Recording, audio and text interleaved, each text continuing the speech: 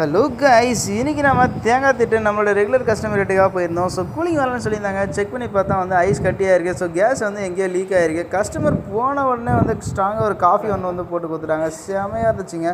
So indoor outdoor வந்து ரெண்டு separate பண்ணி தூக்கிட்டு வந்தாச்சு.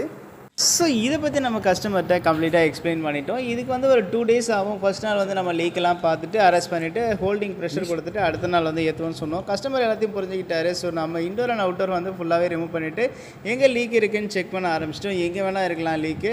ஸோ எல்லாத்தையும் நம்ம கம்ப்ளீட்டாக செக் பண்ணால் தான் அரெஸ்ட் பண்ண முடியும். ஸோ தனித்தனியாக இன்டோர் அண்ட் அவுட்டோர் காயில் இருக்குது தனித்தனியாக ப்ரெஷர் கொடுத்து லீக் வந்து எங்கே இருக்குதுன்னு செக் பண்ணிகிட்ருக்கோம். ஸோ எதுலேயுமே வந்து சீக்கு வந்து கண்டுபிடிக்கல. அப்போ கன்ஃபார்ம் இது வந்து பார்த்திங்கன்னா ஃப்ளார் நட்டில் தான் லீக் ஆகிருக்கணும்.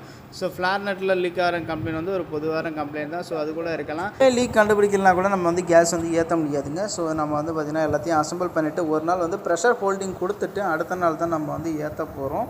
ஸோ நைட்டு ஆகிடுச்சு, எல்லாத்தையும் அசம்பிள் பண்ணி முடிச்சாச்சு. ப்ரெஷரும் வந்து நான் கொடுத்துட்டேன். நெக்ஸ்ட் வீடியோவில் நம்ம இதை பற்றி பார்க்கலாம். தேங்க்யூ ஃபார் வாட்சிங்.